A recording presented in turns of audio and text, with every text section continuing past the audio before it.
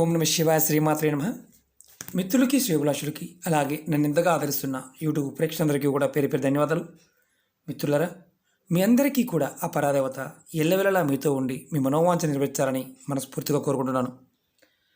చాలామంది మిత్రులు మెయిల్స్లోను కామెంట్స్లోనూ గురువుగారు మేము అప్పులు పాలైపోతున్నాం, మాకు అనారోగ్య సమస్యలు వెంటాడుతున్నాయి, మాకు దుఃఖం కలుగుతుంది, ఆందోళన, అలాగే మాకు పేదరికం వెంటాడుతుంది, మేము భగవంతుని పూజిస్తున్నాము, గుడికి వెళ్తున్నాము, ఉపాయాలు చేస్తున్నాము, అయినప్పటికీ కూడా మాకు ఫలితం ఉండడం లేదు. ఎందువల్ల? చాలామందికి అంతకుముందు కూడా చెప్పాను, కొన్ని మన స్వాతప్పిదాలు ఉంటాయి. అంటే మనకి తెలిసి కానీ తెలియక కానీ కొన్ని తప్పులు చేస్తాం. ఆ తప్పులు ఏంటి అనేది ఈరోజు తెలుసుకుందాం. అలాగే ఆ సమస్య నుంచి బయటపడడానికి కూడా ఖర్చు లేని తేలికైన ఉపాయాలు తెలియజేస్తాను. మనకి జ్యోతిషశాస్త్ర ప్రకారం, వాస్తు ప్రకారం, తంత్ర జ్యోతిష ప్రకారం, తంత్రంలో కొన్ని సందర్భాలలో మనకి తెలియకుండానే కొన్ని సంఘటనలు జరుగుతూ ఉంటాయి. అవి మనం పెద్దగా పట్టించుకోం. అది కూడా మన ఇంట్లో ఉండే వస్తువుల వల్ల, మనం తెలియకుండా చేసే కొన్ని పనుల వల్ల, వాటి వల్ల కలిగే నష్టాలు, వాటి నుంచి ఎలా బయటపడాలి ఈరోజు తెలుసుకుందాం. అలాగే మీకు ఈ వీడియో నచ్చినట్లయితే లైక్ చేయండి, నా ఛానల్ సబ్స్క్రైబ్ చేసుకోండి, పక్కనే ఉన్న గంట సింబల్ యాక్టివేట్ చేసుకోండి, 10 మంది మిత్రులకి షేర్ చేయండి. అలాగే అనేక రకాల సమస్యల మీద వీడియోలు చేయడం జరిగింది. నా వీడియోస్లోకి వెళ్ళండి, మీరు ఆచరించగలిగేదాన్ని ప్రయత్నించేయండి. మనందరికీ కూడా ఆరోగ్యంగా ఉండడం చాలా అవసరం. మన పెద్దలు అంటూ ఉంటారు, ఆరోగ్యమే మహాభాగ్యం. మనం ఆరోగ్యంగా ఉన్నప్పుడు మనం చేసే పనుల్లో ప్రతి పనిలో విజయం లభిస్తుంది. మనకి ఎంత ధనం ఉన్నా అనారోగ్యం ఉంటే ఆ ధనానికి ఖర్చు పెట్టినప్పటికీ కూడా మన భార్య పిల్లలతో సంతోషంగా ఉండలేం, అలాగే సుఖంగా కూడా ఉండలేం. ఇంట్లో కుటుంబ సభ్యులు, అంటే మన ఇంట్లో కుటుంబంలో ఉన్న వారందరూ కూడా ఒకరి తర్వాత ఒకరు అనారోగ్య సమస్యలతో ఇబ్బంది పడుతూ ఉన్నా, లేదా గొడవలు అధికంగా అవుతూ ఉన్నా, అప్పులు బారిన పడి అప్పులు తీర్చలేక మానసికంగా ఇబ్బంది పడుతూ ఉన్నా, ఏదో తెలియని బాధ, చింత, ఎదుటివారి మీద అసూయ కలగటం, ఎదుటివారిని అకారణంగా మనం అంటే సంబంధం లేకపోయినా దూషించడం, ఇలాంటివి జరుగుతూ ఉంటే మన ఇంట్లో ఉండే కొన్ని వస్తువులు అవి సరైన స్థానంలో లేవని అర్థం.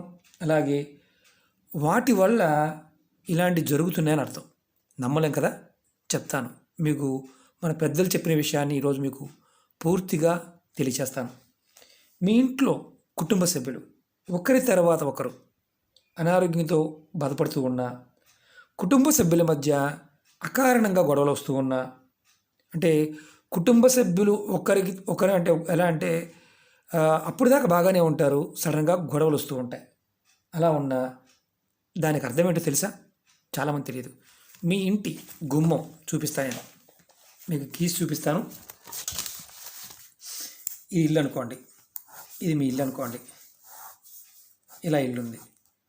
మీరు మీ రోడ్డు మీద డ్రైనేజ్, ఇది పక్కన డ్రైన్ ఉందనుకోండి, ఇక్కడెక్కడన్నా మీకు మీ ఇంటి లోపలికి వెళ్తున్నప్పుడు బురద నీరు ప్రవహిస్తూ ఉన్నా, మీరు బురద నీరు దాటుకుని తొక్కుకుంటూ లోపలికి వెళ్తూ ఉన్నా, మీరు ఖచ్చితంగా మీ ఇంట్లో కుటుంబ సభ్యులు కొట్టుకుంటారు.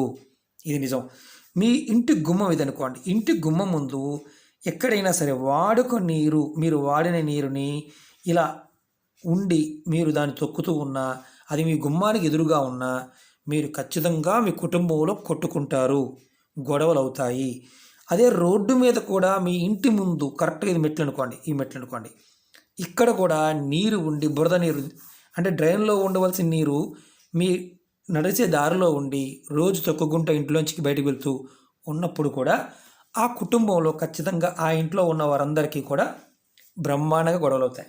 కాబట్టి బురద గుంట కానీ, అంటే మనం వాడిన నీరు గుంట గుమ్మానికి ఎదురుగా కానీ, అలాగే మన రోడ్డు మీద మనం ఏదైతే మన ఇంట్లోంచి బయటకు వచ్చినప్పుడు బురద కానీ లేదా బురద అంటే నీరు కానీ కింద ఉన్నాయా, మీరు తొక్కుతున్నారా, ఖచ్చితంగా మీరు మీ కుటుంబ సభ్యులు గొడవ పడతారు.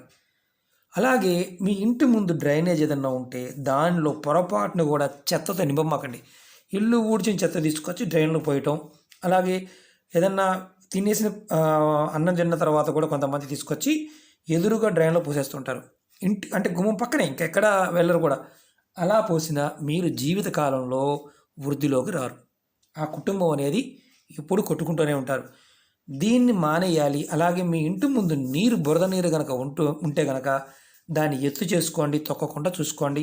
అలాగే గుమ్మాలకు ఎదురుగా మీరు డ్రైనేజీలు కానీ అంటే గుంటలు తీసుకొని అక్కడ నీరు స్టోర్ చేస్తూ ఉన్న గుమ్మంకి ఎదురుగా అలాంటిది ఉంటే పక్కన ఎక్కడన్నా తీసుకోండి. అంతేగాని గుమ్మం ఎదురుగా మాత్రం చేయమాకండి.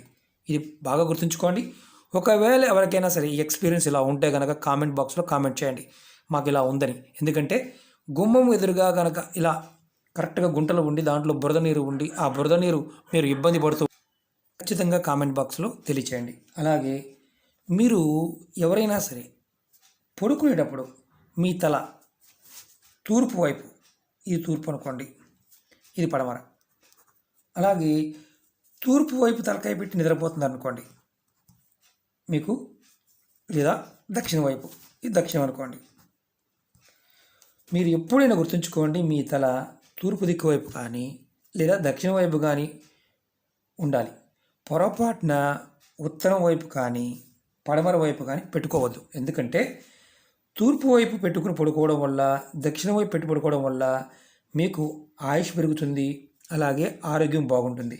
అలా కాకుండా మీరు ఉత్తరం దిక్కును పెట్టుకున్నా, ఇటు పెట్టుకున్నా, లేదంటే పడమర వైపు పెట్టినా కానీ అంటే ఇటు పెట్టినా కానీ మీ మానసికంగా మీ మీద నకారాత్మక శక్తి పనిచేస్తుంది. దానివల్ల ఏ పని చేసినా అనుకున్నంత లాభం కలగదు. అనేక రకాల ఇబ్బందులు పడవలసి వస్తుంది. ఇది గుర్తుంచుకోవాలి. అలాగే తూర్పు లేదా దక్షిణం ఈ రెండు దిక్కుల్లో తలపెట్టుకోవడం వల్ల ధనలాభం కలుగుతుంది, ఆరోగ్యంగా ఉంటారు. ఇది ఖచ్చితంగా చూడండి. మీరు కామెంట్ బాక్స్లో ఇది కూడా మెన్షన్ చేయండి. అలాగే మూడో పాయింట్ చెప్తాను. మీరు రాత్రి పడుకునే ముందు మీరు ఎవరైనా సరే ఆడవారు కానీ మగవారు కానీ మీ మంచం పక్కన మన పూర్వీకులు చెప్పేవారు, అంతకుముందు వీడియోలో కూడా చెప్పాను, ఇలా ఒక లోటా నీళ్ళు తీసుకోండి. స్టీల్ లోటా అయినా పర్వాలేదు, కాపర్దైనా పర్వాలేదు, ఏదైనా పర్వాలేదు. ప్లాస్టిక్ది మాత్రం కాదు, స్టీల్ కానీ లేదంటే గాజుదైనా పెట్టుకోవచ్చు, ఇలాంటి కాపర్దైనా పెట్టుకోవచ్చు, ఇత్తడి చెంబైనా పెట్టుకోవచ్చు. ఇలా మీరు నీళ్ళు పెట్టుకొని దాంట్లో పక్కన మీ మంచం పక్కన పెట్టుకోండి, మూత పెట్టమాకండి. ఉదయం లెగవగానే ఈ నీళ్ళకి నమస్కారం చేసుకొని ఏదైనా ఒక మొక్క, పెద్ద మొక్క కానీ అంటే ఏదైనా ఒక మొక్క, అంటే ప్రతిరోజు కూడా ఒక మొక్క మొదల్లో ఆ నీళ్ళు పోయాలి. నిండా కాకపోయినా కొద్దిగా తీసుకోండి, కుండీలో పెట్టుకున్నా సరే కొద్దిగా నీరు తీసుకొని దాంట్లో ఆ మొక్క మొదల్లో పోయండి. ప్రతిరోజు నమస్కారం చేసుకొని మొక్క మొదల్లో పోయటం వల్ల ఏదైతే మీరు ఎదుర్కొంటున్నారో దౌర్భాగ్యం, అంటే కలిసి రావడం లేదు, సమస్యలు ఎక్కువగా ఉన్నాయి, ఇలాంటివి అన్నీ మెల్లమెల్లగా తొలగిపోతాయి. మీ ఇంట్లో ఉన్న నెగిటివ్ ఎనర్జీ ఈ నీళ్లు తీసుకుంటాయి. నీళ్లు పంచభూతాల్లో ఒకటి. ఈ నీరు మన శరీరంలో 70% ఉంటుంది. నీటికున్న గుణం ఏంటంటే సరిగా వాడితే అమృతం లాంటిది. దీన్ని పొరపాటున రెండు రకంగా వాడితే ఇది పాయిజన్ లాంటిది. అమృతము పాయిజన్ లాగా పనిచేస్తుంది. కాబట్టి ఈ నీటిని మనం పక్కన పెట్టుకుని పడుకోవడం వల్ల, మంచాన్ని పక్కన పెట్టి పడుకోవడం వల్ల మన ఇంట్లో ఉన్న నకారాత్మక శక్తి తగ్గిపోయి మనకి ఈ నీటిలోకి వెళ్ళి ఈ నీటి మొక్కలో పోయడం వల్ల ఆ శక్తి మెల్లమెల్లగా తొలగిపోతుంది. అలాగే 4వ పాయింట్ చెప్తాను. మీరు ఎవరైనా సరే భోజనం చేసేటప్పుడు మీ ముఖం తూర్పు వైపు కానీ ఉత్తరం వైపు కానీ పెట్టుకుని భోజనం చేయండి. తూర్పు వైపు ముఖం పెట్టి భోజనం చేస్తే మీకు సూర్యదేవుని యొక్క ఆశీర్వాదం లభిస్తుంది. ఉత్తరం దిక్కు వైపు ముఖం పెట్టి మీరు భోజనం చేస్తే మీకు కుబేరుడి యొక్క ఆశీర్వాదంతో పాటు ధనలాభం కూడా కలుగుతుంది. మన పెద్దలు చెప్తూ ఉంటారు, ముఖం ఎందుకు ఆ దిక్కులో పెట్టుకోవాలనేది. ప్రయత్నం చేయండి. ఎవరైనా చేస్తున్నారో వారు కంపల్సరీ కామెంట్ చేయండి. అలాగే ఇంకో పాయింట్ చెప్తాను. మీ ఇంటి ముందు చాలామందికి ఇది పెద్ద సమస్య. ఈ ఇల్లు అనుకోండి, ఇంటి ముందు ఏదైనా ఇలా గుమ్మానికి ఎదురుగా కరెంటు పోల్ ఉందనుకోండి, ఎదురుగా కరెంటు పోల్ కానీ ఏదైనా పెద్ద మొక్క కానీ మీ ఇంటి గుమ్మానికి ఎదురుగా ఉంటే మీకు చాలా ఇబ్బందులు వస్తాయి. అలాంటప్పుడు కరెంటు పోల్ ఉన్నా ఏది ఉన్నా దాని నుంచి బయటపడడానికి ఇలా ఉండటం వల్ల ఏమవుతుందంటే నకారాత్మక శక్తి మన ఇంట్లో ప్రవేశిస్తుంది అధికంగా. అంటే మామూలుగా ఉన్నదానికంటే ఎక్కువ వస్తుంది. దీని నుండి బయటపడడానికి మీ ఇంటి ముఖద్వారం పైన ఇదిగోండి స్వస్తిక్, ఇలాంటి స్వస్తిక్ అంటే కంపల్సరిగా ఎటు చూసినా 9 అంగుళాలు ఉండాలి. అందుకే టేప్ కూడా చూపిస్తున్నాను. ఇదిగోండి 9 అంగుళాలు అంటే ఇంత ఉండాలి. ఎటు చూసినా 9 అంగుళాలు ఉండే స్టిక్కర్ అయినా కానీ ఫ్రేమ్గా అయినా కానీ ఒక ఇంటర్నెట్ నుంచి ప్రింట్ తీసుకొని కలర్ ప్రింట్ తీసుకొని దాన్నైనా ఫ్రేమ్గా తయారు చేసుకొని ఎవరికైతే ఇంటి ముందు స్తంభం కానీ చెట్టు కానీ గుమ్మం ఎదురుగా ఉందో వారు ఇంటి గుమ్మం పైన, ఇది ఇల్లు అనుకోండి, బయట పక్కన లోపల పక్కన కాదు, గుమ్మం పై భాగంలో మీరు ఇలాంటి స్వస్తిక్ని పెట్టండి. ఖచ్చితంగా మీకు ఏదైతే దోషం ఉందో ఆ నకారాత్మక శక్తి ఏదైతే వస్తుందో తగ్గిపోతుంది. అలాగే మనం ఇంట్లో బెడ్రూమ్లో మంచం ఇది అనుకోండి, మంచం ఎదురుగా డ్రెస్సింగ్ టేబుల్స్ ఉంటాయి, అద్దాలు ఉంటాయి, డ్రెస్సింగ్ టేబుల్ లాంటిది. అలాగే కొంతమంది ఫ్యాషన్గా కూడా మంచానికి ఎదురుగా అద్దాలు పెట్టుకుంటారు. మంచం ఎదురుగా అద్దం ఉండకూడదు. అద్దం ఉండడం వల్ల ఏమవుతుందంటే మనకి తెలియకుండానే కొన్ని గ్రహ దోషాలు వస్తాయి. చంద్రగ్రహ దోషము, కుయుగ్రహ దోషం వస్తాయి. దానివల్ల మీరు బలహీనులు అవుతారు. అలాగే మానసికంగా ఇబ్బందులు కలుగుతాయి. అలాగే మీకు ఇబ్బందులు పట్టమే కాదు, అప్పులు కూడా ఎక్కువగా చేయడానికి అవకాశం ఉంటుంది. అందుకనే మంచం ఎదురుగా అద్దం ఉండకూడదు అంటారు. అలాగే ధనహాని కూడా కలుగుతుంది. అలా అనుభవం ఉన్నవారు కూడా మెన్షన్ చేయండి. ఎందుకంటే మనకు పెద్దలు చెప్పిన మాట, అద్దము ఎదురుగా ఉండకూడదని చెప్తారు. అలాగే ఇంకొక పాయింట్ చెప్తాను. మీ ఇంట్లో మధ్య భాగంలో, అంటే ఇది ఇల్లు అనుకోండి, ఉదాహరణకి ఇది ఇల్లు అనుకోండి, ఇది మధ్య భాగం, ఇది ఇంటికి మధ్య భాగం. ఈ మధ్య భాగంలో మనం ఏమంటామంటే బ్రహ్మస్థానం అంటాం. అంటే ఇంటి మధ్య భాగంలో ఎప్పుడూ కూడా వాస్తుశాస్త్ర ప్రకారం బరువైన వస్తువులు పెట్టకూడదు. అంటే ఇక్కడ ఏదన్నా మధ్యలో డైనింగ్ టేబుల్స్ కానీ లేకపోతే సోఫా సెట్స్ కానీ ఇలాంటివి మధ్య భాగంలో పెట్టకూడదు. బరువైన ఫర్నిచర్స్ పెట్టకూడదు. బ్రహ్మస్థానంలో పెట్టడం వల్ల ఏమవుతుందంటే కుటుంబ సభ్యుల మధ్య అధికంగా గొడవలు అవుతాయి.